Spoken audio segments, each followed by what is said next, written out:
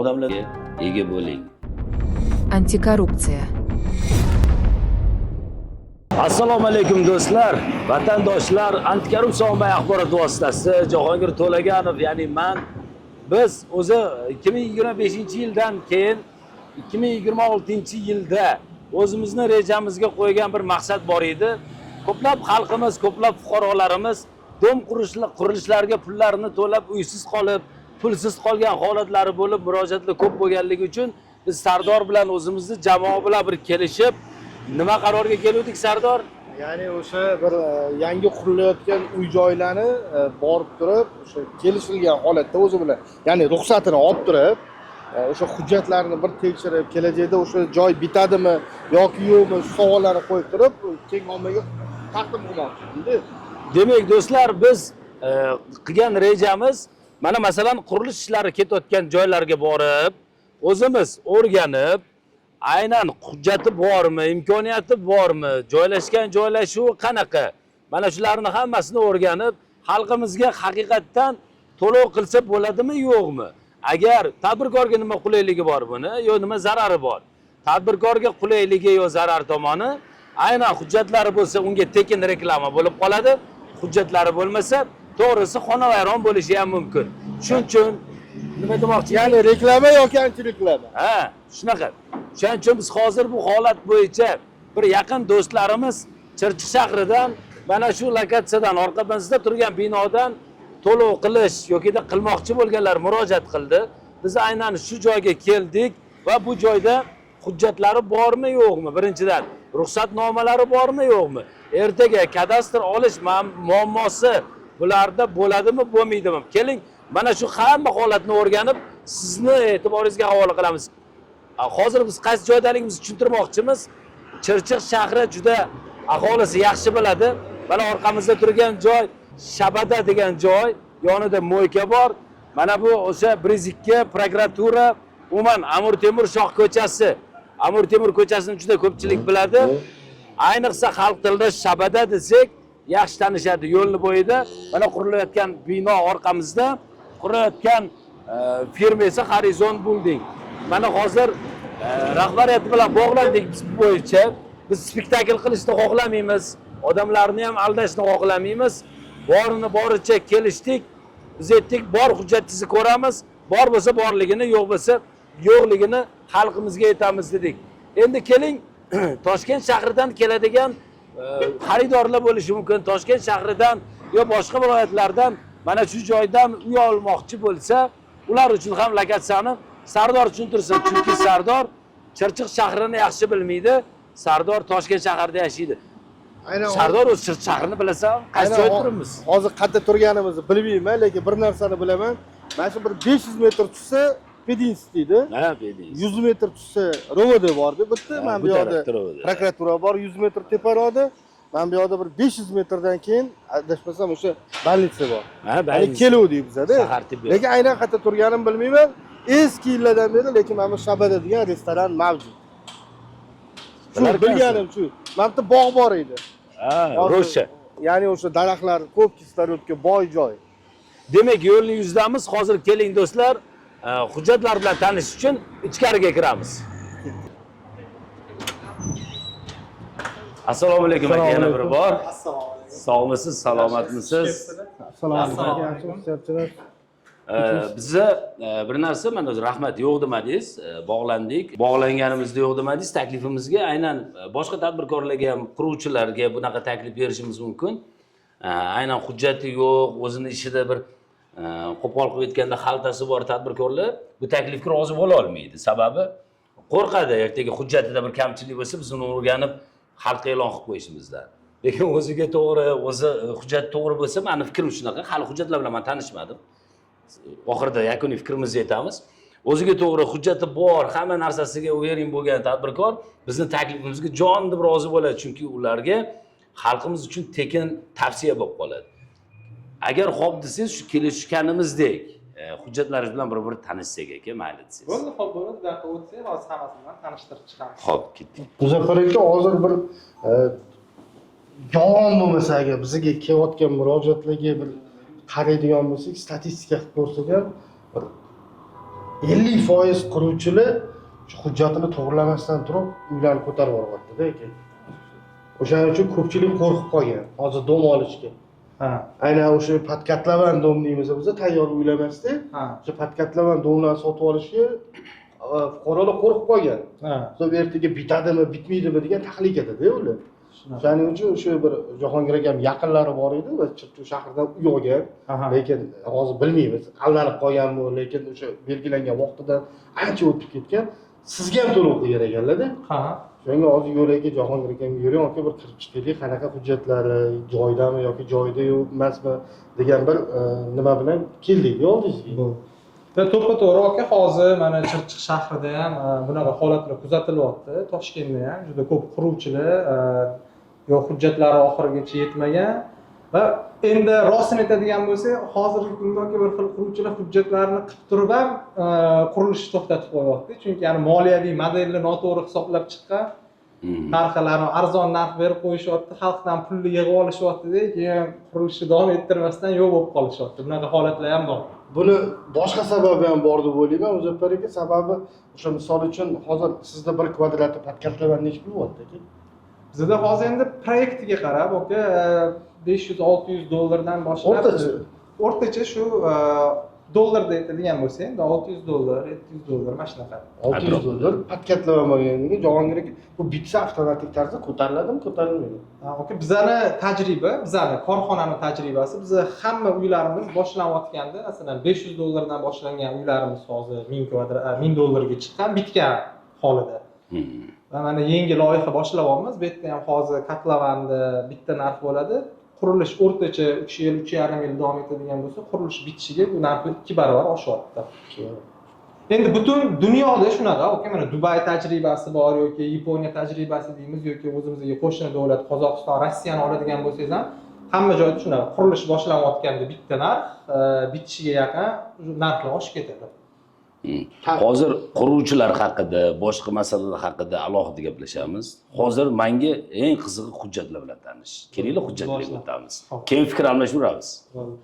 Jahongir aka, bizani mana bu yangi kompleksimizni Amur Temur Residence deb nomlaganmiz. Chunki ko'chani mavzeni oti shunaqa. Amur Temur, endi biz ham bir Amur Temur bobomizni qurgan binolariga yaqin kela olmaymiz endi yaxshi niyatda. Xo'p, aka, mana hujjatlar bu birinchisi bizani kadastr hujjatlarimiz, ana adreslari yozib qo'ygan. Shodlik MF, Amur Temur ko'chasi 192-uy. Xo'p, QR kodlari bor. Telefoningni shunaqa kirmasin. Ya'ni hozir o'sha qurilishni umumiy, ya'ni xonadon kadastr emasda, o'sha bitta binoni to'liq kadastri mavjud. Shunaqa yer hujjatlari xonadonlar endi bitgandan keyin, go'spriyomkadan keyin chiqadi. Ya'ni qabul qilingandan keyin har bitta xonadonga alohida kadastr chiqadi, lekin asosiy kadastr mana shu. Shunaqa. Qani chiqdimi? Kameraga ham qaratishimiz kerak. Demak, QR koddan kirdik, aynan mana shu kadastr chiqdi, to'g'rimi? Kadastr chiqdi. Xo'p. Endi keyingi etapga o'tsak. Keyingi etap bu mana Chirchiq shahri, viloyat, hokimiyat, kadastr va arxitektura tomonidan haqiqatdan ham mana proyektimiz, mana bu yerda maketi bor, bu yerda bo'lsa ham bu tepadan olingan syomkasi, yer xaritasi va uchta taraflama kelishuv, haqiqatda bu yerda dom qurishga ruxsat borligi haqida. Buni tashkilotlar hammasi imzolab, pechatlab beribdi. Ha, bu kichkina varianti, bu kichkina bo'lib chiqib qolibdi printer. Buni elektron variantlarini biz qo'yib beramiz syomkada. Keyingi etapiga o'tsak. Hujjatimiz mana bosh plan litsey tomonidan bizani mana Arena Kibersport korxonamizga berilgan hujjat. Bu shu haqidaki, mana bu abzatini qarasangiz, Vazirlar Mahkamasining qarori bilan mana bu yerda noturar joy hududida ko'p qavatli turar joy majmualarini joylashtirish uchun hudud hisoblanishi haqida ma'lumot. Ya'niki bizni dom qurayotgan joyimiz, ana bir bog'cha, maktab yoki bir boshqa toifadagi narsalarni olib turib domga o'zgartirib yubormaganmiz. Ya'ni ana shunaqa murojaatlar ham bor, borib o'rganganimizda o'zi stadion bo'lish kerak edi, dom qurib yuborgan. Yoki poliklinika bo'lish kerak, dom qurib yuborgan. Yo, bog'cha bo'lish kerak, dom qurib yuborgan. Siz aytmoqchisizki, bizda yo'q. Bizning joyimiz o'zi uy qurishga mo'ljallangan joyligini isboti to'g'risida bu yozib berilgan ma'lumot, to'g'rimi? Ha, orqasida pechat qo'llari ham bor, xatlari, nomerlari bor. Bo'ldi. Bulardan nusxa hammasini olamiz, mayli desangiz. Shuni siz o'zingizga berib yuboramiz. Xo'p, keyingi ruxsatnomalar. Bu APZ deyiladi, ya'ni arxitektura rejalashtirish topshirig'i mana O'zbekiston Respublikasi Uy-joy xo'jaligi vazirligi tomonidan berilgan bizga. Ya'ni bu yerda ham mana yozib o'tilgan bizning territoriyamiz 22 gektar, 22450 kvadrat metr, to есть 202 gektar va Arena Kibersport mas'uliyati cheklangan jamiyat tomonidan o'z chegarasidan chiqmagan holda ko'p qavatli turar joy binolarini qurilish va loyihalashtirish rejalashtirilganligi haqida ma'lumot. Mana bu yerda ham adresimiz yozilgan, korxonamiz nomi yozilgan. Endi APZ deyiladi, xalq tilida aytganda hamma biladi. Va mana sxemani ham qo'yib berishgan. Va buni ham Mayli bitta ko'rsat.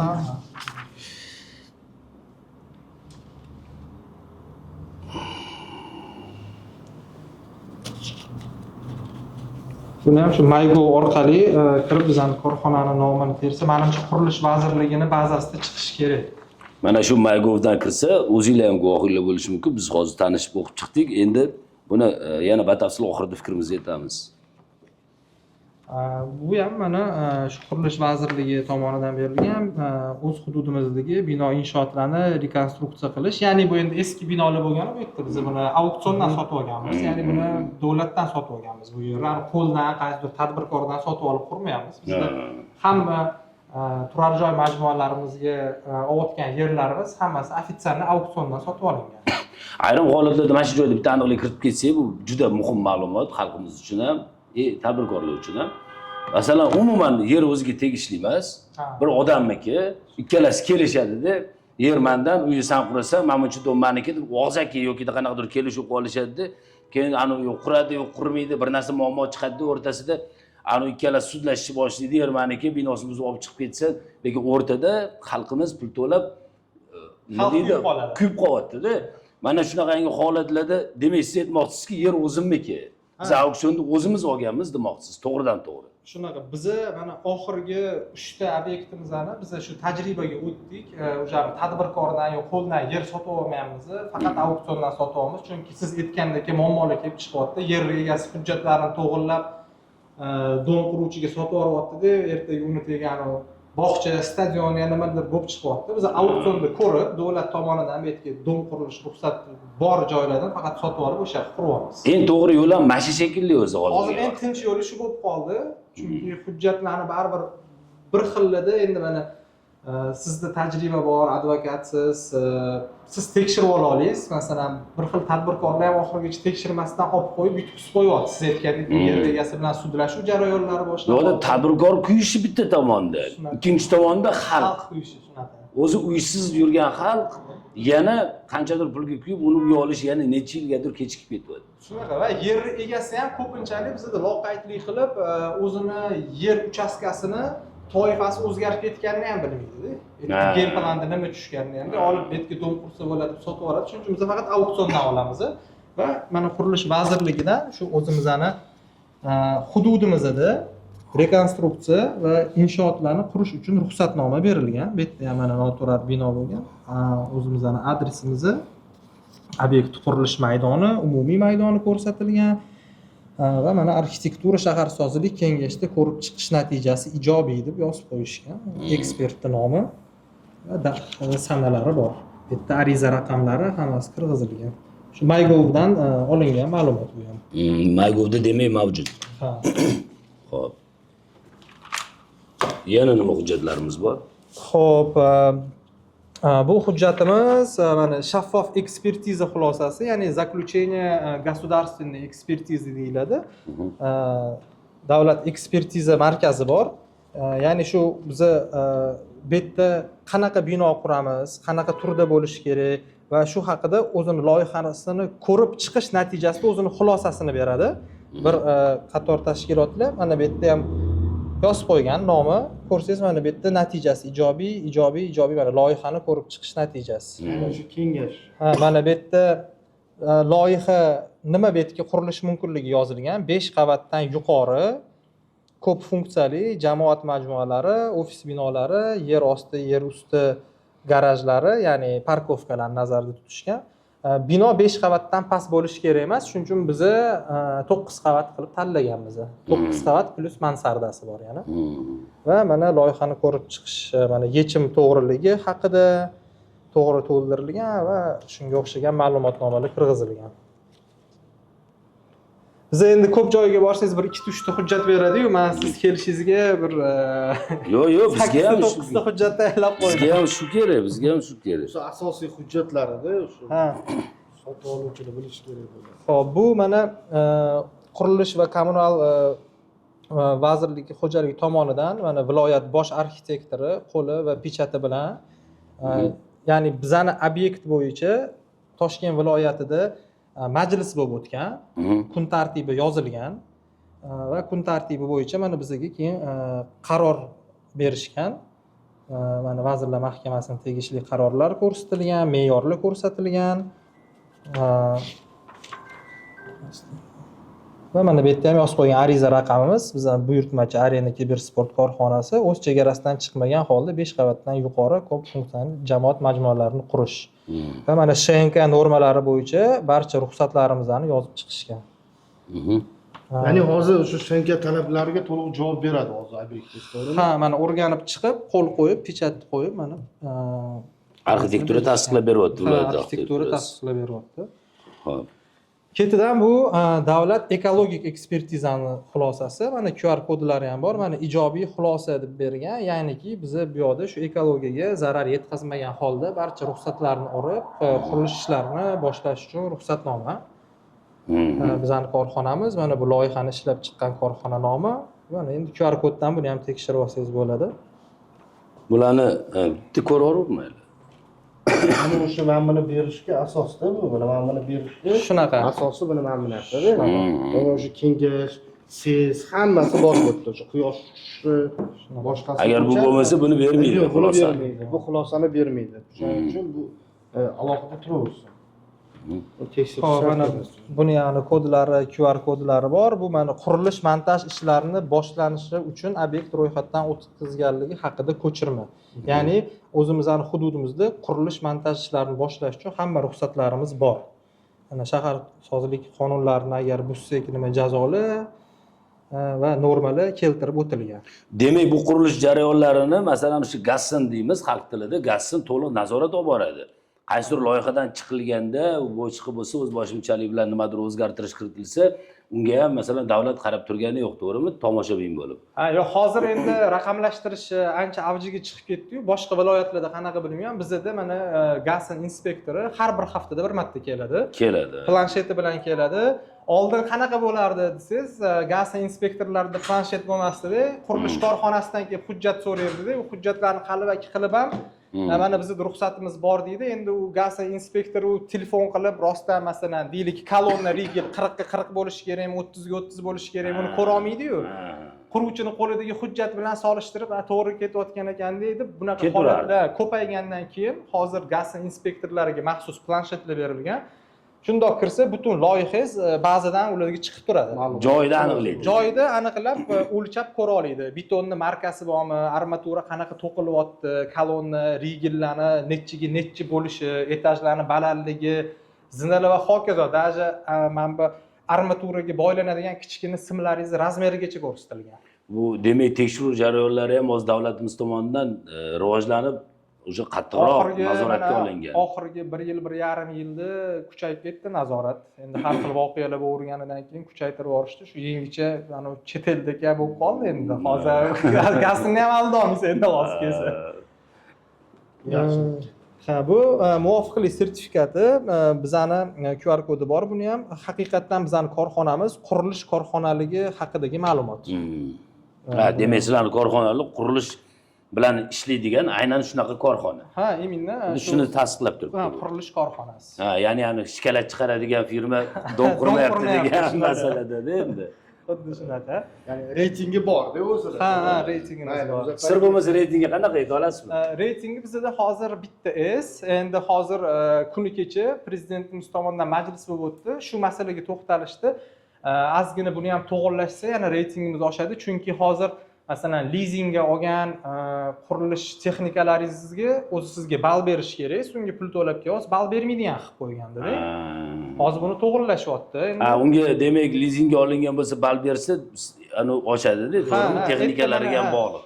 Nechta quruvchingiz bor, nechta texnikangiz bor va nechta obyektingizga va soliqlarni o'z vaqtida to'layapsizmi, shunga qarab reytingingiz oshib ketaveradi. Muzaffar aka, yana bitta savol bermoqchi edim. Nechta dom qurib topshirgansiz shu vaqtgacha? Oka, biza Toshkentda 3 ta turar joy majmuasini qurib topshirganmiz. Topshirib bo'lgansiz. Topshirib bo'lganmiz. Chirchiqda mana bu o'zingiz mana Chirchiqda ko'p faoliyat yuritgansiz, bilasiz, birinchi obyektimiz bor, Chirchiq City loyihasi. Xabarim bor, borganman. 500 ta xonadon, hozirgi kunda eng katta menimcha bitirilib, odamlarga topshirildi, kadastrlari chiqdi. Uni ham biz o'rgangandik. Kadastrga boruvdik, hokimiyatga boruvdik, barcha hujjatlarni o'rganib biz e'lon qiluvdik. U topshirilib, hozir bugungi kunda odamlar yashayapti. 80% ga kadastri chiqib bo'lgan, hozir 20% oxirgi bloklarimiz qolgan, lekin u yerda ham odamlar remont ishlarini boshlagan, lift, zinet, kirib yashashga sharoiti bor va 20%ni kadastri shakllantirilyapti. Lekin shu bilan birga mayli kimdir xafa bo'lar-u, men bir narsa aytib ketaman, juda katta eslarga ega bo'lgan ayrim firmalarni ham bilamiz. Lekin shu bugungi kunga qadar juda katta loyihalarni qilayotgan bo'lsa-da, lekin bironta loyiha hali topshirmagan firmalar ham bor. Bor. Shunaqa. Endi bu yerda Jahongir aka, bizani o'zimizning kuzatuvlarimiz qanaqaki, avvalambor quruvchini o'zida insof bo'lishi kerak, ya'niki siz ham firma ochib, aytganingizdek, uni kategoriyasini ko'tarib, barcha mana shu hujjatlarni ham to'g'ri qilib qo'yishingiz mumkin. Lekin o'zingizda insof bo'lmasa, sotuvni ochib turib, nima qilishyapti? Arzon narxdan kvadrati 4 million, 4,5 million deb xonadon berishyapti-da, pulni tez yig'ib olib, yo'q bo'lib qotganlar ham bor-da. To'g'ri. Chunki mana biz ham quruvchimiz 4,5 milliondan qanaqa xonadon qurish mumkinligi bizani hali matematikasiga to'g'ri kelmayapti. Hali yo'lini topmadik biz uni. Yoki juda ham sifatsiz mahsulotlar ishlatilishi kerak, yoki niyat noto'g'ri bo'lishi kerak, sotuvni ochib pulni tez yig'ishtirib qochib yuboradigan. Demak, aka, bitta narsa, bu hujjatlaringiz men bekorga men olaman demadim. Bu biz bu bo'yicha do'stlar, bitta narsani to'g'ri tushuninglar. Men o'zim hujjatlarni yaxshi tushunib o'qib tanishganimiz bilan, lekin buni alohida belgilaydigan davlat tashkilotlari bor. Biz qurilish vazirligiga boramiz aka, bu bo'yicha biz boshqa quruvchilarga ham shu narsani aytamizki, biz borib har birini qurilish vazirligida tegishli mas'ullari bor. Ular bilan tanishib, ularning ham fikrini olamiz albatta, chunki biz o'zimizning fikrimiz bilan sizni chalg'itish xohlamaymiz yoki biz ham aldanib qolishimiz mumkin kerak bo'lsa, shuning uchun yanada bir ishonchli, yanada bir aniq bo'lish uchun biz qurilish vazirligiga borib, Sardor bilan mana shu materiallarni ulardan so'rab, ularning og'zidan, ya'ni biz o'zimiz emas, ularning og'zidan ma'lumotni olib, yana video davomida sizlarga qo'yib beramiz. Qancha quruvchilar qamalib ketdi, qancha quruvchilar yana qidiruvda yuribdi, yana qancha odamlar buni orqasidan sarson bo'lib pul to'lab, umuman deylik o'sha uysiz qolib ketdi-da endi qancha odam. Mana shularda quruvchilarni bitta tarafiga men hayron qolaman. Bu balkim men bu biznes loyihani tushunmayman, to'g'risi. Lekin siz sohani egasi sifatida beryapman-da bu savolni. Odamlarni puliga ishonib uy quraman deb deyish qanchalik to'g'ri? Masalan, quruvchini o'zini mablag'i bo'lmasa, mana shu masalan 500 ta xonadon qurmoqchi ko'p qavatli. Shu 500 tani odamlardan kelayotgan puldan quraman-da, o'ziga sotaman deb reja qilish bu qanchalik to'g'ri? Avvalambor bu noto'g'ri, Jahongir aka, lekin bu nimadan kelib chiqqan desangiz, bizda ma'lum vaqtgacha respublikada yangi qurilishlar bo'lmagan, keyin birdaniga qurilishlar ko'payib ketdi, ya'ni talab bor, taklif bo'lmagan. Shuni hisobiga oldin masalan deylik 2014-15-yillarda dom qurishni boshlasangiz, bemalol ko'chadan kelgan odamlarning puliga dom qurib yuborsangiz bo'lardi. Chunki taklif yo'q, talab juda ham katta. Hali katlavani boshlanmagan uydagi bizning o'zimizda ham shu holat bo'lgan. Endi biz hammasini topshirganmiz, bir obyektimizda endi katlavanni boshlangan kunni o'zida 5 ta xonadon sotganmiz. 100% to'lovga. Ya'ni talab shunaqa darajada. Talab katta. Endi ayrim quruvchilar shu narsalarni eshitgan qatdandir, ya'ni quruvchi emas, ular o'zi boshqa soha vakillari, qurilishda katta qo'shtirnoq ichidagi quruvchilar. Shunaqa yer olsam, kotlovan qazishni boshlasam, odamlar kelib pulni to'layotganda, o'shani puliga qurib olayotganman deb, ana byudjet ajratilmagan, moliyaviy model tuzib chiqilmagan, moliyaviy umuman savodxonlik yo'q. Bu qanchadir payt ishladi bu narsa. Deylik bir 2019-yilgacha shu koronavirusgacha balki bu model ishlab turdi. Keyin birdaniga qurilishlar ko'payib ketdi. Ya'ni investitsiyalar jalb qilindi. Ko'rdingiz endi respublikada iqtisodiy o'sish bo'lib ketib qoldi birdaniga. Katta biznes sentrlar, boshqa narsalar va endi talab kamayib, taklif ko'payib ketib qoldi.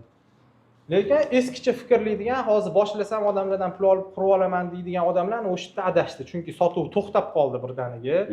Keyin orada yana yolg'onchi quruvchilar chiqdi, odamlar aldangandan keyin uje sekin tekshirib, pul to'lashga o'tdi. Ya'ni uy qurilmagan bo'lsa, kotlovanga pul to'laydiganlar kamayib ketdi. Lekin o'zi bu tajriba butun dunyoda bor. Dubay deysizmi, Rossiya deysizmi, Yaponiya deysizmi, ya'ni hamma hujjatingiz to'g'ri bo'lsa, qurilish boshlanishi bilan sotuvni ochishadi. Investor sifatida. Kotlovan etapida ochishadi, lekin shunga yarasha agar mabodo sotuv to'xtab qolsa, ularda podushka безопасности deydi, ajratilgan fond bo'ladi. Agar to'g'ri korxona bo'lsa.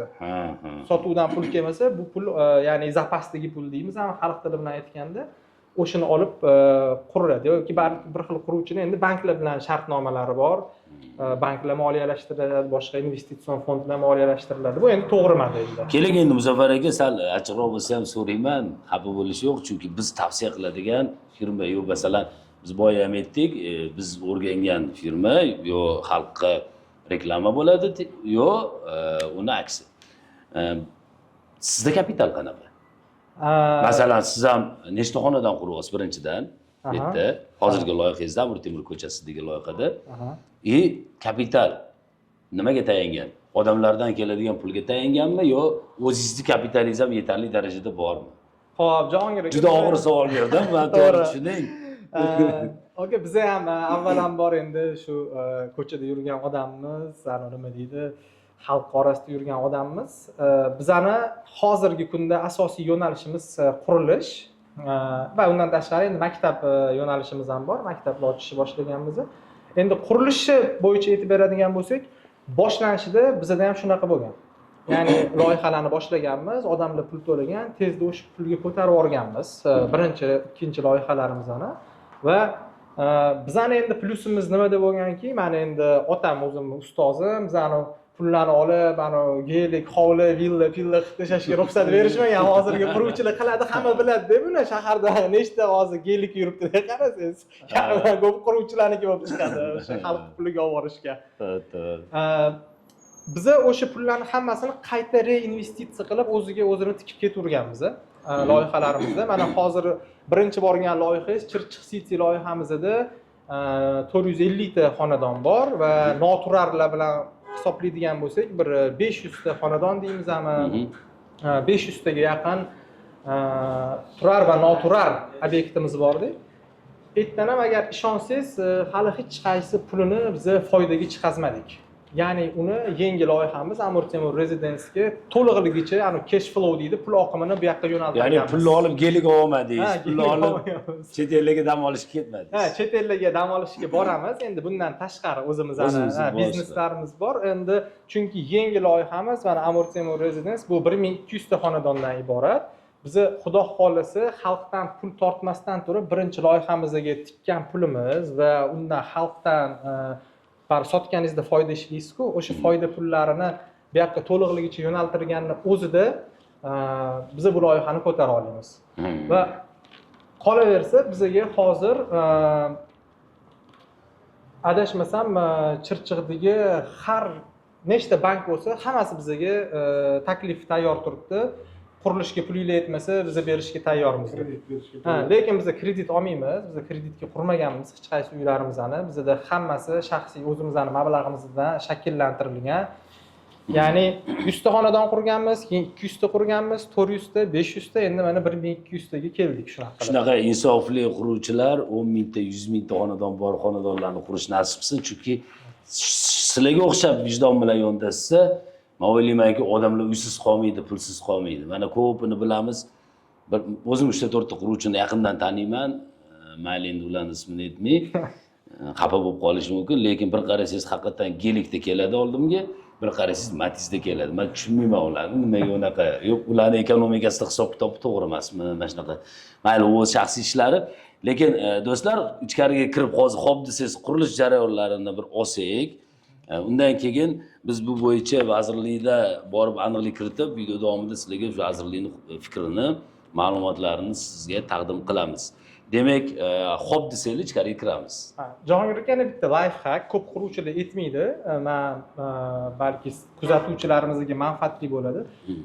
Aldanib qolmaslik uchun hozirgi kunda mana hujjat va boshqa yuridik ma'lumotlardan tashqari qanaqa qilib bilsa bo'ladi degan narsa bo'lsa, o'sha tadbirkor, quruvchi qurib bitirgan obyektlarga borib, yashayotgan odamlar bilan erinmasdan maslahatlashib kerak. Endi uy arzon narsa emas u, endi 50 ming, 60 ming, 100 ming turadigan narsa. Shunaqa ko'pchilik statistika bo'yicha umrida bir martagina uy xarid qiladi, yo'q qilmaydi-da u ham. Shunaqa. Vaqt ajratish kerak. Ko'p narsa o'zimizni xalqimiz sodda-da, endi o'zbek xalqi ozgina nima deydi, birovning gapiga ishonib, yo vaqtini qizg'anib, endi hammani ishi bor, boshqasi bor, borib so'ramaydi. Agar borib so'rasa, masalan biz sizga hozir obyektlarimizdan ham spiskasini beramiz, yashayotganlarni. Uy qanaqa, vaqtida qurilganmi, qurilmaganmi, nima kamchiliklar bo'lgan. Endi to'g'ri, ichida baribir kamchilikni ko'rsatadigan odamlar ham bor, lekin asosiysi vaqtida qurilganmi, aldab ketilmaganmi, kadastrini oldingmi deb so'rasa, mana Chirchiq City loyihamizdan ham beramiz adresini. Endi уже 450 ta xonadon bo'lsa, bir taxminan 200 tasiga уже ko'chib kirgan odam. Kirib yashashyapti. Ha, yashashyapti. Borib eshigini taqillatsa, menimcha hech kim informatsiya bermaymiz demaydi. To'g'ri. Vaqtida qurildimi, nima bo'ldi, qanaqa bo'ldi deydi. Bu bitta loyiha. Ikkinchi loyiha, quruvchilarga borsa, har bitta quruvchida uy sotgan mijozlarini Telegram guruhi bor hozirgi kunda. O'sha yerga bitta qo'shi, bitta savol bersa, hozir kontrol qilib bo'lmaydi kim nima yozayotganini. Doimiy janjal bo'ladi. Yoki Instagram sahifasiga kirib kommentariyada bitta yozsa, bu quruvchi haqida nima deysizlar, haqqoniy fikrlarni aytinglar deb kirib aytadiganlar bor-da. To'g'ri, to'g'ri. Ana ommaga yozmasa ham, jab bo'lmasa lichkasiga yozib oladi. Siz hozir alloqchi quruvchilarni yomon sirlarini ochib tashlaydigan yo'nalishni ko'rsatib tashladingiz. Mayli, bo'lmasam ichkariga kiramiz, ko'rib qurilish jarayonlarini ko'rib, keyin bu necha yilda bitadi, qanaqa takliflar bor. Men hozir bir ikkita takliflarni eshitdim. Hayron qoldim. Men o'zim ham olgim keldi. Endi o'zi bo'lsa bo'lmaydi. Qanaqadir uzoq muddatlarga to'lashga berilayotgan ekan. Bu ma'lumotlarni to'lig'ini qachon berasizlar? Qachon bo'ladi o'sha taqdimoti? Ha, xudo xolasa 24-aprel kuni onlayn taqdimot qilyapmiz. Onlayn bo'ladi. Guruhlarimizni tashab qo'yamiz. Eng muhimi, erta 150 tagina xonadonga aksiya qilyapmiz. 150 ta xonadonga aksiya bo'ladi. Aksiya sirlarini biz ayta olmaymiz hozir.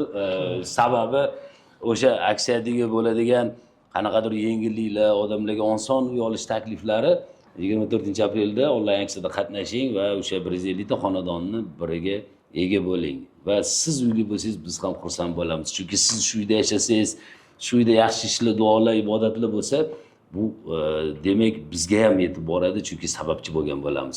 Do'stlar, kuzatishda davom eting. Hozir ichkaridagi qurilishlarni olamiz va vazirlikni ma'lumotlarini o'zlarini og'zidan o'rganib, uni ham qo'yamiz.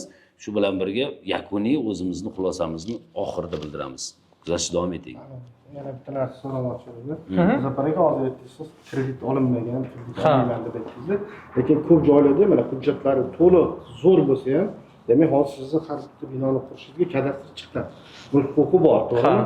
Kredit olsa bo'ladi. Ko'p joylarda hujjatni zo'r ko'rsatishyapti, mana hujjatimiz bor deyapti, lekin oxiriga kelib o'sha joy bankka zalogga qo'yilgan bo'lib chiqyapti. Shunaqa. Keyin uyga kadastr qilib bermayapti. Mana shu narsa Chilonzorda bo'ldimi? Qayerda bo'ldi? Uchtepada mana hozir aytaman, o'sha Uchtepada bo'lgandek odamlar murojaat. 11-12 kvartalda bo'ldi. Bor odamlar uy bitgan, yashasa bo'ladi, kadastr ola olmayapti. Nimaga ola olmayapti deb savol bersak, u joyi kredit to'lovi bor, to'lamagan firma. Bank zapret qo'ygan. Shunaqa bor. Ana endi odamlar sarson sargardon. O'shanaqa holat mana yo'q va o'shanaqa holat bo'lmasligi uchun ham kredit olmaslik kerak menimcha. Ha, bizani o'zimizning bir shaxsiy qadriyatlardan kelib chiqib, endi kredit qachon Jahongir aka pulingiz yetmayotganda olasiz. Biz hozir Xudoga shukr moliyaviy modelimiz o'z yo'lida ketyapti. Biz hali kredit olishga hali mana 4 ta turar joy majmuasi qurib bitirgan bo'lsak, bu 5-inchisi. 2 ta biznes sentr bor, 2 ta maktab bor. Kredit olmaganmiz umuman. Va kredit tavsiya ham qilmaganmiz o'zi odamlarga. Baribir endi kredit ham boshida bir zo'r ko'rinadi. Baribir to'lagan odam biladi-da, bir oy tez kelib qolyapti. Ya'ni qarz berganda olganda bilinadi-da, oylik o'tishi. To'g'ri. Ayrim shunaqangi noinsof quruvchilarga bitta fikrim, bizni xalqimizni sizni haqqingiz yo'q bunaqa o'ynashishga, odamlarni o'sha yillab peshini terini olib, yig'ib, sizga olib kelganda siz uni olib, yo qanaqadir bir o'zingizni hayotiy rohatingiz uchun uni ishlatib olib, ularni uysiz qoldirishga, pulsiz qoldirishga haqqingiz yo'q. Bu dunyoda ham bu uchun albatta javobgarlik bor. Odamlarni bunaqa qilib qiynamaslik kerak. Qo'lingizdan kelmaydimi? Qo'lingizdan keladigan ishni qiling. Undan ko'ra chiqib Yandexda ishlang. Mana shu sizga halol bo'ladi. Do'stlar, kuzatishda davom etasiz. Mana chap qo'lingizda mebelni seximiz bor, o'zimizdaniki. Mebel ham o'zingizlarda sexini qilib qo'ygansiz. Olgan mijozlarimizga oshxona yo boshqa mebellar kerak bo'lsa, chetga buyurtma berishligi mumkin. Bu yerda ana QR kodlari bilan ana ularni chiqarib qo'yganmiz loyihamiz ana. Bu yerda hamma loyihalar qo'yilgan. Mana obyektni barcha hujjatlarini ko'rish uchun skan qiling deb yozilgan. Bu mana bu QR koddan kirsa hamma hujjatlar bor. Shunaqa.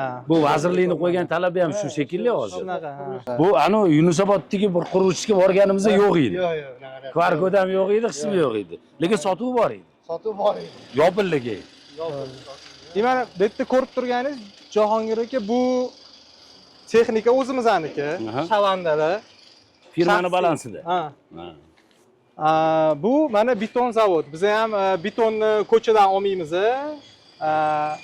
Ham narxi ham arzonroq tushadi, sifatli masalan betonni olasiz, masalan 5-10 kilometrdan-da 2 kunigacha nima bo'ladi, nima ahvolda keladi. Keyin uni ham firmadan sotib olasiz. O'shanaqa narsalarni o'rganib chiqib, oxiri o'zi mana joyimizda qo'yib qo'yadi. Bu yerda beton qorishtiriladi, betga quyiladi. Mana bu hozir logistik xarajatli iqtisod qilinadi, ham o'shani turar joy majmuasini demak nima deydi, tannarxi tushadi-da. Tannarxi tushadi. Eng muhimi sifat, beton markasini yo'qotmaydi. Demak, qarang aka, bu yerda o'shani hisobiga ham sizlar arzonroq taklif bera olasizlar boshqalarga nisbatan, to'g'rimi? Masalan, buni xarajatni boshqa joydan sotib olgandan keyin qimmatroq bo'ladi-ku. Qimmatroq bo'ladi va endi biz ko'proq shu sifatiga qarab, hamma him dabavkalari bor. Endi nima deydi, qo'pol qilib aytganda, boshqa beton chiqaradigan tadbirkordan olganingizda ozgina sementidan ekonom qiladi. Ozgina dabavkalardan ekonom qiladi. Ertaga keyin kelishmovchilik kelib chiqadi. Men to'g'ri solganman deydi, siz betonim marka bermayapti deysiz. Biz shuning uchun o'zimizni o'tirib, o'zimizning operatorlar hammasini kontrol qilib o'tiradi. Ekonom qilish yo'q betondan. Ham sifat nazoratida, ham iqtisod bu yerda o'ziga yarasha bo'lib, odamlarga ham arzonroq uy taklif qila olasiz. Shunaqa. Demak, bu taraflarda qurilishga ketyapti. Qurilish ketyapti. Mana bu texnikalarimiz hozir bu yerda operator ukalarimiz ko'rsatishsa, hozir tushuntirib beraman. Keyin gelik masalasida bor aka. Biz gelik olmaymiz aka. Bizning mana shu geliklarimiz mana shu. Mana bu turgan texnikalar sizlarni geligi. Narxi o'shinga boradi. Ekskavator o'zimizniki. Bu yerda hozir ko'chada ishlashyapti. 2 ta mikserimiz bor, bu 2 ta samasvalimiz bor, bu yoqda pogrushchikimiz bor. Hammasi yangi sotib olingan, hammasi o'zimizning firmaniki. Hozir 1200 ta xonadon quriladi dedingiz-a? Shunaqa. Adashmasam, 1200 ta xonadon qurilishi nechinchi yillarga mo'ljallangan, tugallanishi hammasi to'liq? 3 yil, 3,5 yilda topshirmoqchimiz. To'liq bitadi, odamlar kirib yashaydi. Lekin hozir xudo xolasa shu 24-aprel kuni zo'r taklif bermoqchimiz. Uylar 3 yil, 3,5 yilda bitadi. Lekin shu 36 oy desak, pulini lekin 55 oy to'lashligi mumkin. 55 oy, ya'ni kirib yashagandan keyin ham. Uy bitgandan keyin ham to'lab yuradi. Foiz bormi yo'q? Yo'q, foiz penali yo'q, hech qanaqa. Keyin biz bu yoqqa kelishdan oldin boshqa qurilayotgan domlarni, firmalarini ham o'rganib chiqdik. Aholisidan ham so'radik, sotib olganlaridan ham so'rab chiqdik. Boshlang'ich to'lovsiz, ustiga foiz qo'ymasdan boshqa yo'q ekan Chirchiq shahrida. Chirchiqda bizning hozir korxonamiz hozirgi kunda yagona, endi balki bizdan ko'ra boshqa quruvchilar ham o'rnak olar degan maqsadda qilganmiz. Hech qanaqa boshlang'ich to'lovsiz 55 oyga foiz va penalasiz bo'lib to'lash sharti bilan 150 ta xonadonga shunaqa maxsus aksiya e'lon qilyapmiz. 150 ta xonadonga. Demak, kim qatnashib shunda ulgurgan ulguradi. 150 ta xonadondan bittasiga ega bo'lishi mumkin. Demak bu kredit emas, Muzaffar aka? Yo'q, Kredit emas. muddatli to'lov foizlasiz. Ya'ni o'sha bankdan krediti mavjud bo'lsa ham, o'sha qanaqadir qarzdorligi mavjud bo'lsa ham, bemalol kelib sizlar bilan shartnoma qilib, Shunaqa. o'zingizlarga to'lov qilaveradi bank Shunaqa. orqali, to'g'rimi? Shunaqa. Endi yana bitta holati. Agar masalan bo'lishi mumkin, endi ayrimlar masalan shu sharoitidan kelib chiqib oyini vaqtida to'lolmay qolishi mumkin. Bir oy kechikishi mumkin, 1,5 oy. Shunaqalarda pena yoziladimi? Yo'q, penya yozmaymiz, lekin 3 oygacha ruxsat beramiz. Agar rostdan ham bir sharoiti kimdir tam uyida kasal yo boshqa narsa bo'lsa, 3 oydan keyin biz lekin do'g'ri rastarjeniya qilamiz keyin. Bekor qilishga Bekor qaradasizlar. qilamiz. Sababi endi pul to'lov qilsagina sizlar shu shart bilan bergansizlar Shunaqa, uyga. shunaqa. To'lov qilib yurganlarga muammo yo'q. Chunki ozgina nohaqlik bo'lib qoladi-da, kimdir oladi, 1 oylik to'lovini to'laydi-da, 6 oy to'lamaydi. Bu yerda bu aksiyaga ulgurmay qolgan, haqiqatda pulini to'layman degan odamlar bor-da, ular ola olmay qolgan bo'ladi-da. Demak, foiz hech qanaqa masalada yo'q. Yo'q. Yaxshi ekan. Biz ham aksiyada qatnashsak bo'ladi. Bo'ladi. Xo'sh, bu yerda texnikalar, kranlar kimniki aka? Kranlar ham o'zimizniki. Buni mana yaqinda o'rnatdik. Bu yerda ishlab turgani bor. Bu firmani balansida kranlar. Ha, hammasi firmamizning balansida. Texnikalar, mana shu hamma narsa firmani balansidagi. Arenda, ijara yo birovdan olib Yo'q. ishlatish, shunaqa narsa yo'q. Yo'q. Shuni hisobiga ham do'stlar, bitta narsaga men aniq qildim, o'zim ham qiziqdim. Demak, o'sha ko'p yilga, ya'ni 3 yilda biz misol uchun bu joy bitsa 3,5 yilda, demak 60-55 oyga olsa, bitgandan keyin ham pulini bo'lib to'lash sharoiti berilishi bu juda zo'r narsa, chunki haqiqatdan uysiz yurgan odamlar uyli bo'lishiga qanaqadir yordam deb bilamiz va shu yordamda bular amaliy o'zlarining taklifini berishda mana shu o'zlarining texnikalari, o'zlarining beton zavodi, o'zlarining barcha sharoitlari borligi uchun boshqalardan ijaraga olib qimmatga qurmayotgani uchun mana shunaqangi yaxshi takliflar berishyapti. Demak, bu takliflar bo'yicha biz bu takliflarni qo'llab-quvvatlaymiz, lekin hujjatlar masalasida hozir ko'rib chiqdik-ku, lekin o'sha vazirlik bilan gaplashganimizdan keyin yakuniy fikrimizni aytamiz. Ko'plab qurilish binolarida markalar o'sha qo'yilgan talab markasi emas-da. Shunaqa. Keyin uni usilit qiladi, boshqalar jarima to'laydi quruvchi. Sizlarda marka masalasi qanaqa bo'ladi? Hozirgi kungacha xudoga shukr bizda o'zimizning korxonani ichida tekshiruvchilar bor. Beton markasini qo'yilishi bilan tekshiradi. Mana bu yerda operatorskiy ko'rib turibsiz. Bu yerda o'zi tegida betonga hamma masallig'ini to'g'ri solsangiz bor, u o'zi marka yaxshi. Marka yaxshi chiqadi, ortig'i bilan chiqadi. Bu hammasi ekonomiya qilishdan boshlanadi-da. Semonni ozgina kamroq savor, ximikatini ozgina kamroq savor degandan chiqadi. Biz ham quruvchilar o'zi ko'p tushunmaydi. Ekonom qilsangiz xuddi boshida xuddi bir tejayotgandek ko'rinasiz, lekin erta birinchi tekshiruv kelsa undan 2 barobar ko'p shtrafini to'laysiz-da. Usileniyaz bor, davlatga shtraf bor-da. Shuning uchun biz boshidan hammasini to'g'ri solib, to'g'ri qilib, ham gasim bilan shartnomamiz bor. Har kolonna rigel quyilganda kelib maxsus apparatda tekshiradi. Undan tashqari o'zimiz ham apparat sotib olganmiz. U gasinsiz ham tekshirib borish uchun. O'zingiz tekshirib borasizlar, чтобы ertaga muammo bo'lmasligi uchun. Shunaqa. Demak, o'sha beton markalari ham joy-joyida bo'lsa, bu dom sifatli bo'ladi. Asosiy uyni ushlab turadigan o'sha beton qismida, masalan, beton bilan armatura. Armatura, yer qimillashida boshqada, bu mana Turkiyada ko'rdik holatlarni. Boshqa joylarda mana yorilishlar bo'lyapti, boshqa bo'lyapti. Shunaqa narsalar bo'lmasligi uchun betonni qattiq nazorat, ya'ni o'zingizlar tomonidan ham olib boriladi. Keyin yana bir ma'lumot, agar endi operatorlar tushunsa, borib armaturalarni ham ko'rsataman. Biz Chirchiqdagi yagona quruvchimiz faqat rossiyskiy armatura ishlatadigan. Faqat rossiyskiy armatura. Faqat rossiyskiy armatura. Endi o'zimizning armatura chiqaradigan, temir chiqaradigan zavodlarga bizda hech qanaqa bir qarshilik yo'q, boshqa narsa yo'q. Bu sohani ham rivojlantirish kerak, lekin baribir Rossiya bu bizani regionda temir armatura ishlab chiqarish bo'yicha birinchi o'rinda turadi. Nimaga desangiz, chunki ular temir rudasidan armatura ishlab chiqaradi. Bizda ko'p armatura ikkilamchi siryodan metallni eritib chiqarishadi. Albatta buni to'g'ri qilsa ham hech qanaqa yomon joyi yo'q. Shu go'st standartga javob bersa, normalarga javob bersa, lekin biz shu vijdonan yondashiylik, ertaga tam yer qimirlashi bor, boshqa narsalar bor, shulardan qochgan holda biz faqat Rossiya armaturasidan quramiz. Demak, Rossiyaning armaturasi baribir xolimizmi yo'qmi, bizda ikkilamchi mahsulot bilan ishlab chiqarilayotgan armaturadan keskin farq qiladi, sifatida baribir ularda Va narxi ham yaxshiroq. shunga yarasha Narxi ham qimmat.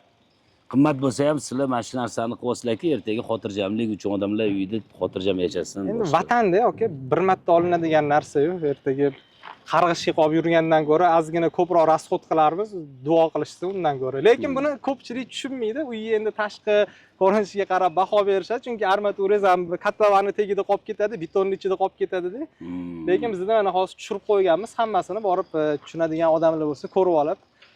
Nafaqat siz, любой odam kelsa, armaturamizni berib, mana bir bo'lak kesib, borib nima deydi, ekspertiza qilishga ham rozimiz, ochiqmiz. Qanaqa qarshilik yo'q. Qarshilik yo'q. Demak, baribir o'sha betonning ichidagi armatura bilan beton bu uyni asosiy kuchi bo'ladi, ushlab turgan sklet deymiz. Endi odamlar go'shtini ushlab turgan sklet bo'lganidek, bu binoni ushlab turgan ustida jimjimador qilib qo'ygani bilan uni ichi mustahkam bo'lmasa, ertaga hayot uchun xavfli holatlar bo'lib qolishi mumkin-da endi. Yana bitta life hack aytib o'taman. Mana ko'plar remont bilan topshiryapti uylarni, bilasiz. Ana ichini remont qilib beramiz deb. U ko'pinchalik o'sha betonning markasi, armatura va ishlatilayotgan mahsulotlarni ko'zbo'yamachilik qilib, xuddi ana yarani ustida ana kosmetika, zilonka surib qo'yganda, gap shuning uchun ko'pchilik o'zi shu uchun ham remont qilib topshirib yuboradi. Chunki siz u tayyor bitgan uyga kelib, uje buzib betonini yo armaturasini ko'rib o'tirmaysiz-da. Pulini to'lagansiz, jalka bo'ladi. Hech kim 99% odam bu ishni qilmaydi. Biz shuning uchun uylarning ichini ham remontsiz topshiramiz. Biznes klass bo'lgani uchun hamma o'z diydiga moslab endi remont qilib oladi. Endi hozir high-tech bor, neoklassika bor, har xil endi chiqib ketdi-yu, ana stillar ham. Va o'sha o'zi kelganida ham ushab ko'rib, plitani, betonni yoki armaturalar bari etdi-betdi chiqib turgan bo'ladi-da, ko'rib oladi. Shuning uchun ana ko'p odamlar ichi bitgan remontga uchadi. Buni ham o'sha no taraflari bor. Bu kosmetika qilib yopib bo'ladi hamma kamchiliklar. Kampiri bo'yatib qo'ygandek bo'lib qoladi endi. O'shaning uchun demak, tavsiya qilmoqchisizki odamlarga o'sha ichki qismini kosmetikasini o'zlari qilsa, shunda betonini ham, armaturasini ham, boshqasini ham o'zlari ko'radi. Yanada amin bo'ladi demoqchisiz. Ha, mana sizni kuzatuvchilar ko'p-ku, savol bersangiz, menimcha javob berishim ham kerak. Mana uy olishyapti, kelib televizor ilaman desa, devor ushamaydi. Chunki g'ishmasda pena-blok qilib turib, ustida ana shtukaturka qilib yuborgan, pardozlab yuborgan bo'ldi. Uni uyga olib, pulini to'lab bo'lganingizdan keyin uni kimga borasiz? Yurasiz, sut yurasiz, hali bo'ladimi ishingiz, hali bo'lmaydimi de? To'g'ri. Demak, shunaqa holatga uchraganlar bo'lsa, o'zingizlarning fikrlarni qoldirishinglar mumkin. Keling, armaturani biz ham ko'raylik. Yuring. Mana armaturalarni biz zapasi bilan olib kelib qo'yamiz har doim. Bizdan uy olayotgan agar odamlar kelsa, mana shundan 1 metr bo'lak kesib, любойga berib yuboramiz. Siz Jahongir akaning videolarini ko'rib keluvdik desa, borib xohlagan joyda tekshirib olishadi.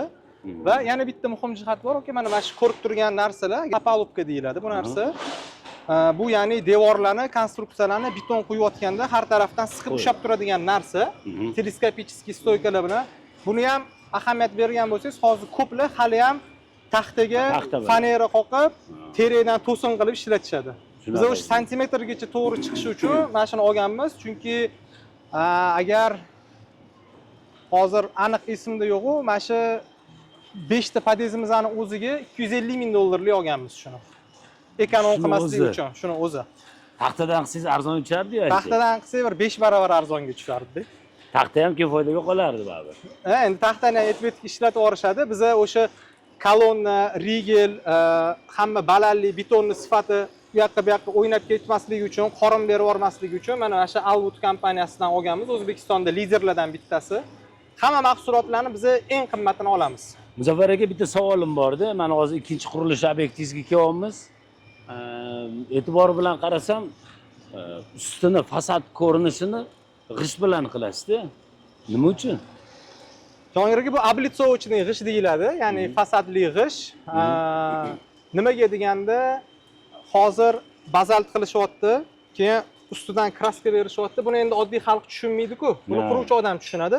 U 3 yildan keyin yomg'ir, qor, bizani klimatni bilasiz, ana yoz juda issiq, keyin qishda namgarchilik, boshqa narsa bo'lib, bu 3 yildan keyin ko'chib ketyapti. osilib qolyapti. osilib qolyapti. Ha, endi quruvchini topshirib chiqib ketgan, undan soqit bo'lgan bu narsa. Lekin yerda yashaydiganlarga qolib ketadi. Bu ko'rib turganingiz облицовочный g'ish bizga berilgan garantiyasini o'zi, qog'ozdagi garantiyasini o'zi 50 yil. 50 yil turib beradi. Turib beradi. Buni bo'yamaysiz, hech narsa qilmaysiz. Yomg'ir, qorga bardoshli. Mana bu oddiy g'ishga qaraganda bir 3 barobar qimmat. Estetik jihatdan ham o'zimga ham mana ko'rinishi yoqadi. Oq bo'lib, bunda chiroyli terilib ketaveradi. Yo'q, haqiqatan chiroyli.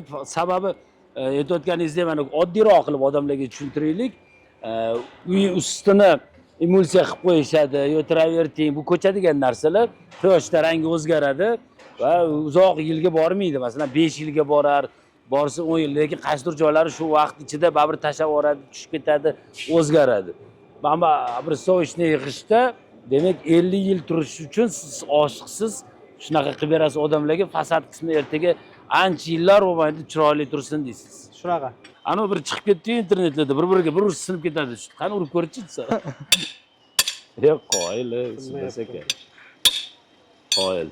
Demak, qanchalik uylarimiz mustahkam, sifatli bo'lsa, shunchalik odamlarimiz tinch, xotirjam yashaydi. Quruvchi ham Allohning oldida ham, vijdonning oldida ham xotirjam, yuzi yoriq va o'sha deylik xursand bo'lib, odamlarni to'lagan pulidan baraka topib, yurtimiz ravnaqiga o'zining hissasini qo'shgan quruvchilardan bo'lib yuradi degan fikrimiz bor. Xo'p aka, qo'shimcha sifatida shuni aytishimiz kerak. Biz mana shu ko'rib turgan bloklaringizni oktyabr oyida qatlaman ishini boshlagandik. O'tgan yili 2025-yil oktyabr oyida. Ya'ni qancha 5 oy bo'ladimi? 5 oy, 6 oy. Hozir mana shu arunga kelganmiz. Bu bloklarimiz mana 6-etaj poliga chiqqan, bunisi 5-etaj poliga chiqqan. Eng qizig'i nima deydi, bir quruvchi hamkasblar ham ajoyib. Biz buni boshlayotganimizda bet qurilmaydi.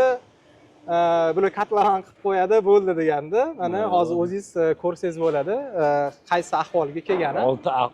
6-qavatgacha boshlangan o'zi ko'tarilish. Bu uylarimiz 9 qavatli bo'ladi. Buni Xudo xolasa yana bir yozni oxirigacha katta ehtimol bilan tomini yopib bo'lamiz. Boshqa quruvchilar ham shunaqa qilsa, odamlar norozi bo'lmasdi. Shaxsan bu masala, qurilish masalasi, uy masalasi xabaringiz bor, prezidentimizgacha bordida. Odamlarning noroziligidan prezident ham keyin jahllari chiqib norozi bo'lib, qurilish masalasini qattiq nazorat qilish, boshqa qilish, korrupsiyani tozalash bo'yicha qarorlar boshqalar qabul qildilar. O'ylaymizki, bu hamma quruvchi ham mana shunaqa insof bilan qiladigan bo'lsin iloyim. Do'stlar, Chirchiq shahrida bo'ladigan shu seminarda qatnashing, onlayn seminar va o'sha uylardan siz ham olishingizni biz ham tavsiya qilamiz. Haqiqatan insof egalari bilan, insofi bilan harakat qilayotgan biz ko'ryapmiz. Shuning uchun tavsiya qilamiz, qo'rqmasdan. Bu bir joyda bir uyni taklif qilish juda katta mas'uliyat. Shunaqa. Mana ko'rdik ijtimoiy tarmoqlarda har xil holatlarni. Biz ochiq oydin taklif qila olamiz. Inshaalloh mana shu joylar sizni yaxshi kunlaringizga xizmat qiladi. Kelib qurilish ishlari to'xtab qolish masalasi boya budjet bo'yicha ham savol berdik. O'zlarining mablag'lari bor, kreditga muhtojlik joyi yo'q. Bu joylarni zalogga qo'yib kredit olish ehtiyoji ham yo'q va xudo xolasa o'ylaymizki, shu aytgan vaqtda oldinroq ham bitib va odamlarimiz kirib baxtli hayot kechirishadi shu yerda. Kuzatishda davom eting. Oxirida video davomida vazirlik bilan gaplashib uchrashuvimizni, ularning xulosalarini sizga havola qilamiz. Hurmatli kuzatuvchilar, do'stlar, azizlar, vatandoshlar, mana uy olib qiynalib, o'sha boshiga tash tushib, pulidan, uyidan ayrilib qolgan azizlarimiz, sizlarga bir maslahat. Bu mana shunaqangi uy olmoqchi bo'lgan joyingizga borganingizda, aynan kelib, o'sha obyektni tashqarisida va ichkarisida mana bunaqangi banner bo'lish kerak. Mana bu bannerda loyihasi, qayerda joylashgan lokatsiyasi, umuman to'liq ma'lumotlari bor. Undan tashqari yana qo'shimcha qilib aytamiz, mana bu QR kod.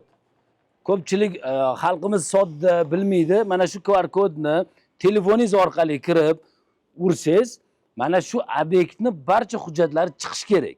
Mana bu talab davlat rahbari tomonidan ham qo'yilgan, vazirliklar tomonidan ham quruvchilarga qo'yilgan, lekin afsus ayrim joylarda mana shularga e'tibor qilmasdan, mana shu talablarni bajarmasdan odamlar aldanib, uysiz pulsiz qolayotgan holatlar bo'lib turibdi. Shundan biz ta'sirlanib, odamlar aldanishni xohlamaganimizdan mana shu joyni ko'rsatishni va tushuntirishni xohladik. har qanaqa O'zbekistonni boshqa nuqtasidanmi, boshqa joyga borasizmi, qayerdan uy olishingizdan qat'iy nazar aynan kelib mana shunaqangi banneri bormi yo'qmi ko'ring. Undan tashqari qo'ygan mana bu QR kod qo'yib qo'ygan bo'lishi mumkin. Lekin uni tekshirsangiz, telefoningizga kirsangiz, o'sha barcha hujjatlar o'sha ilova qilingan bo'ladi. Ruxsatnomasi, yerniki, qurilishniki va hokazo hamma hujjatlari. Mana shular bilan tanishib, ana undan keyin to'lov qilishingizni maslahat beramiz. Aynan biz kelgan joyda ham mana turgan ekan, QR kodlarini kirib tekshirdik, hammasi bor. Bu yerda muammo yo'q, dokument hujjatdan. Endi xudo xolasa bu yog'ini qurib bosh qilishadi va xalqimizga, ayniqsa Chirchiq shahriga, Chirchiq shahrida yashaydigan xalq do'stlarimizga mana bu joy yaxshi bir xizmat qiladigan joy bo'ladi deb umid qilamiz. Yaxshilikda ko'rishaylik. Demak, hurmatli kuzatuvchilar, tadbirkor tomonidan bizga taqdim etilgan hujjatlarga yanada aniqlik kiritish maqsadida biz O'zbekiston Respublikasi Qurilish va uy-joy kommunal xo'jaligi vazirligiga keldik. Qani ketdik. Chirchiq shahrida Amir Temur Shoh ko'chasida qurilayotgan qurilish ko'p qavatli uylar bo'yicha o'rganish ishlarini olib borgandik. Shu bo'yicha biz endi bu yerga kelib sizlardan haqiqatda hamma hujjatlar mavjudmi, hech qanaqa muammosi yo'qmi, yer bilan bog'liq bo'lgan yo qurilish bilan bog'liq bo'lgan muammosi bor yo'qligini bilishga keldik. Sizlar endi baribir Qurilish vazirligi bu narsani qattiq nazorat qilasizlar va har bir holatga huquqiy baho bera olasizlar. Shuning uchun o'zingizlarni mana shu qurilish firmasini Horizonmi firmaning nomi? Horizon Building.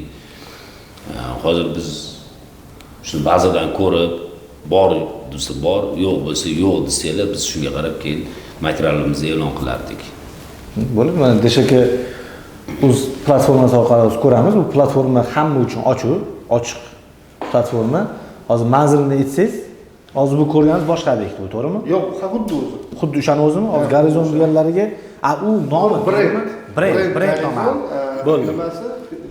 Horizon brend nomidagi endi o'zini asl anaqasi MCJ nomi Arena Kibersport. To'g'rimi mana?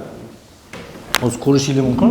Biz hozir mana katta ekranga spesial hamma uchun ochiq narsa bo'lgani uchun ochiq holatda ko'rsatamiz. Bu yerda anaqa yo'q, maxfiy narsani o'zi yo'q. Mana biz hududdan ko'rsatish mumkin. Mana hozir tushuntirib o'tdilar, mana ko'k chiziq turganlar bular o'sha qurilish jarayoniga ketayotganlar, to'g'rimi? Qora chiziqda, qora nuqtalar bular muzlatib qo'yilganlar. Shundan ajratib olsak bo'ladi. Qizil chiziq deydi, bu o'sha Gasim tomonidan berilgan zaminchani asosida berilganlar. Hozir biz ko'rgan obyektimiz mana shumidi? Aqaljoniki qaysi edi? O'shani ursangiz, anaqasida. Mana bu ko'k hozirgi kunda qurilish jarayoni turibdi. Ko'k dumaloq yacheykancha turibdi. Buni ustiga bossak, mana hamma danlik chiqib keladi. Ya'ni mana sizlar olib kelgan mana shu Gasim tomonidan berilgan hujjatga ko'ra, mana hujjat olib keldinglar. Hujjatda mana Arena Kibersport turibdi. Mana Arena Kibersport chiqib kelyapti. Ya'ni buyurtmachi Arena Kibersport tomonidan qurilishlar amalga oshirilyapti. Loyiha tashkiloti Perfect Consult. Pudratchi birinchi sonli kompleks loyiha qurilish va montaj xususiy korxonasi. Mana shular birlashgan holatda amalga oshirishyapti.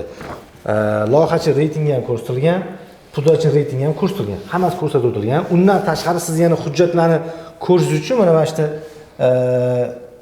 tugmasi bor, o'shani bossangiz, bu yerdan skachat bo'ladi internet orqali. Mana hozir zagruzka bo'lyapti. Xuddi shu narsa oddiy smartfon telefonlarda ham bo'ladi bemalol. Hozir skachat bo'ldi hozir. Mana o'shani ochsak hozir mana bu ham turibdi. Mana bu qurilish nazorat inspeksiyasi bergan hujjat mana. Mana shuni mana shundan boshlaylik mana. Sizlar olib kelgan hujjat bilan bu hujjat bir xil. Ya'ni bu tizimdan olingan. Sizdan bu haqiqiy hisoblanadi. Siz mana ko'rib turibsiz shu hujjatni o'zi. Endi bu loyihasiga o'tadigan bo'lsak, Aqto'be Shahzoda kengashi loyihasi bor. Mana loyihasi ham ochiq ko'rinib turibdi. Loyihada qachon berilgan, kim tomonidan berilgan, qaysi ariza raqami orqali berilgan, hammasi ko'rinib turibdi. Qachon chiqqan loyiha raqami. Undan tashqari mana obyektning manzili ko'rsatilgan. Manzilning ichida loyihasining hujjatlarida nima qurilishgacha aniq ko'rsatilgan. 5 qavatdan yuqori ko'p funksionali jamoat majmualari, ofis binolari, ko'p qavatli yer osti, yer usti garajlari, umumiy ovqatlanish, savdo-maishiy shoxobchalar hammasi ko'rsatilgan. Nima bo'lsa hammasi ko'rsatilgan. Hammasi bor. Ya'ni o'pshi qilib yozilmagan, dona-dona qilib ko'rsatilgan. mana hamma tashkilotni bergan xulosalari, undan tashqari mana oxirida o'sha loyiha tashkiloti yuklagan hujjatlari. Mana bu yerda bemalol ekspertiza orqali ko'rish ham mumkin. Nima joylashadi, qanaqa joylashish, vizualni ko'rish mumkin. Mana planlarni ko'rsatilgan, qirqimlari ko'rsatilgan, balandligini ko'rish uchun, qavatini ko'rish uchun ko'rsatilgan hammasi. Hozir bu aynan biz o'rganayotgan firma quruvchini muammosi bormi yo'qmi hujjatlarida? Masalan, dom qurayotgan quruvchilar ko'p, lekin masalan maktab qurish kerak, poliklinika qurish kerak, dom quradi. Shunaqa holat yo'qmi? Biz hujjat bo'yicha ko'rdik, hujjat bo'yicha muammo yo'q. Chunki mana shahar sozligi kengash xulosasi bor, undan keyin ekspertiza xulosasi bor, ana undan keyin qurilish nazorat inspeksiyasining ruxsati bor. Hujjat bo'yicha muammo yo'q, bularga ruxsat berilgan qurilish boshlashga. Ana endi undan yog'i jarayon, undan keyingi jarayon qurilish davomida olib borilayotgan jarayonlar. Endi kamchiliklar qurilish jarayonida aniqlanishi mumkin. Uni gazdan hal qiladi. Uni gazdan hal qiladi. Lekin Chunki biz hozir o'sha loyihalashtirish, hujjatlash etapidan o'tib bo'ldik. Qurilish jarayoniga keldik. Endi qurilish jarayonini borib, shu tepasini o'zida nazorat qilib, gazini ko'rib beradi bemalol. Demak, hozir hujjatlarda masala yo'q. Agar qurilishlari hammasi shu qonuniy belgilangan loyihadan chiqmasdan qilinsa, kadastr olish ham muammo bo'lmaydi. To'g'ri. O'sha qurilish nazorat inspeksiyasi, ekspertiza, shahar sozligi kengashi xulosasi tomonidan berilgan hujjatlar asosida hammasi qonuniy qilinsa, o'sha katlavandan boshlab, podushkadan katlavandan boshlab to bitkun tom yopilgungacha, tom yopilgandan keyin uni atrofida men loyihada ko'rgan bo'lsangiz, piyoda yo'lakchasi, avtoturargohlar, yashil hudud berilgan. Shular hammasini loyiha bo'yicha tugatilsa, uni foydalanish qabul qilish muammo bo'lmaydi. Bunaqa masala yo'q. Yo'q. Yer ham qanaqadir muammoli yer emas, to'g'rimi? Unaqa masalalar. Agar yer muammoli bo'lganida biz bu etapga yetib kelmagan bo'lardik. Yer o'zi aslida birinchi yerdan boshlandi. Yer hujjatlari, undan keyin qurilish bo'ladi-yu. Agar yerda muammo bo'lganda ruxsatnomaga o'ta olmasdik. Ya'ni loyihalashtirishdan olingan ruxsatnomaga. Ruxsatnomaga o'tmasak, zanjir uziladi. Bo'ldi. Undan yog'iga APZ hujjatni ola olmaymiz, loyiha kengashdan o'tmaydi, ekspertiz gazga yetib bormaymiz. Hammasi shaffof qurilishdan o'tib boradi. Bu hujjatlar hammasi shaffof qurilishdan o'tib borgandan keyin qurilish ruxsat oladi. Oxiriga o'sha qurilish nazorat inspeksiyasi ruxsatdan keyin boshlaydi qurilish. Ungacha boshlanadi. Bu hozir ketayotgan qurish jarayonlari. Ha, mana hatto nazorat inspeksiyasi yuklagan ham buni. Nazorat inspektor o'zini grafik bo'yicha, obyektorimiz bo'yicha, haftalik bo'yicha borib monitoring o'tkazadi. И planshetda rasmga olishga majbur. Galeriyadan rasmga olmaydi. Faqat rasmga oladi. O'sha jarayondagi rasmlar qurilish jarayoni bo'yicha. Xuddi boya aytgan narsa. Olingan qurilish holati. Hammasini qilib chiqsa bo'ladi. Boya men aytgan narsa, boya savol berdilar-da. Agar hozir qurilish nazorat inspeksiyasi ruxsat berdi, bu qurilish tugatildi. Tugatilgandan keyin qaytar nimadir holat bo'lsa, devor ko'chishi bo'lsa, qulab tushishi bo'lsa, yokida o'sha fasad qismida ko'chishlar bo'lsa, qanaqa holat bo'lsa, unga kim javob beradi-da? Ana shu narsaga qurilish boshlangandan buyog'iga mana sanalar bilan har bitta hujjat rasmga olib, har bitta qurilish rasmga olib yuklanyapti. Hammasi tikib nazorat bo'yicha olib boriladi. Bu bo'yicha qarang, yaxshi mana hozir odamlar bilish uchun, tanish uchun imkoniyat bor ekan.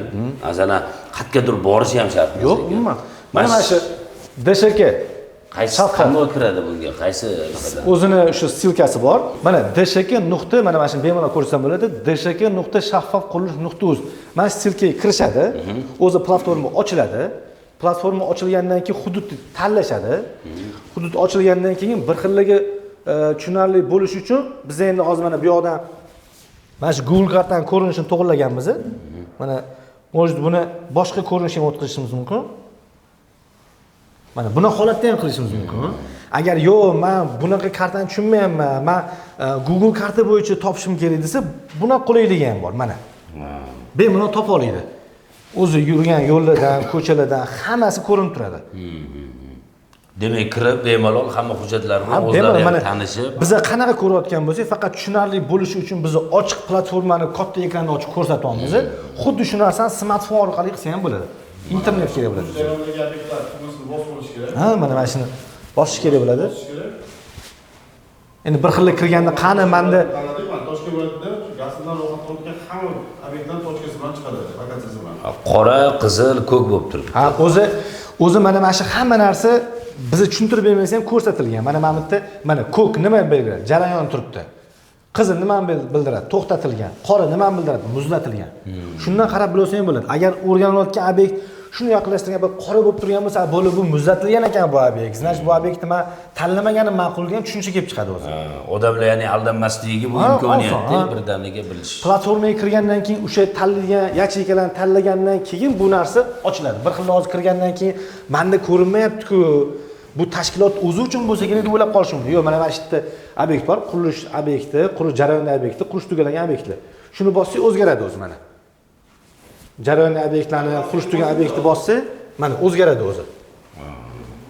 Qurish mana yakunlangan hozirgacha qurib foydalanishga topshirilgan obyektlar hozir chiqadi. Mana yashilligini o'sha ziloniy deydi-ku. Topshirilgan. Ha, ziloniy hammasi deydi-ku o'sha. Ziloniy ekan, mana yashil bu topshirilganlar o'sha. Mana obyektlar 100% topshirilgan. Ko'rib turib statistika bo'yicha qancha obyekt topshirilganini. Masalan, uy olmoqchi bo'lgan odam shu hududdan bunda tanlab turib ustiga bosib ko'rib, bu topshirilgan ekan. Shu qora yo ko'k yo qizil knopkani ustiga bossa, kiradi, ochiladi. Mana shunday yaqinlashtiradi. Xohlaganingiz bosib ko'rishingiz mumkin. Mana ustiga bossangiz, mana chiqib keladi. Mana chiqdi, ko'rdingizmi mana? Yaxshi. Nimalik chiqib kelyapti mana hammasi. Obyekt pasport ko'rinishi, rasm ko'rinishi, boya aytgan hamma hujjatini chiqib kelyapti.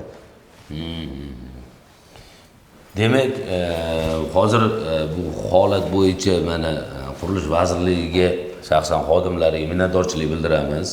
Biz bilan hamkorlikda xalqimiz aldanmasligi uchun mana shu holatni borini boricha qilib ko'rsatib olishga yo'q deyishmadi va mana o'zlarini xalq uchun, odamlar uchun yaxshi imkoniyat yaratib qo'yilgan ekan. Kirib shaffof orqali aniqlik kiritib o'rganishlari uchun mana sizga ham tushuntirishga harakat qildik. Bu hech qanaqa sarson bo'lishingiz, hech qanaqa tanish bilishingiz, qidirishingiz, boshqa qilishingiz shart emas ekan. Mana shu loyihada mana bu proyektga kirasiz, hozir silkasini qo'yamiz videoning tagiga. Shu orqali kirsangiz, sizga barcha ma'lumotlar shundoqqina uyingizda o'tirib olishingiz mumkin. Bu imkoniyat juda yaxshi imkoniyat va odamlarning asosiysi kimgadir aldanib qolmasligi uchun yaratilgan imkoniyat deb bilamiz. Sizlarga ham rahmat kattakon. Biz hozir Chirchiq shahrida Amir Temur ko'chasida qurilayotgan uyni demak hujjatlarida hech qanaqa muammosi yo'qligini bildik. O'ylaymizki, xalqimizga manfaatli uy-joylar bo'ladi. Yaxshilikda ko'rishaylik. Антикоррупция.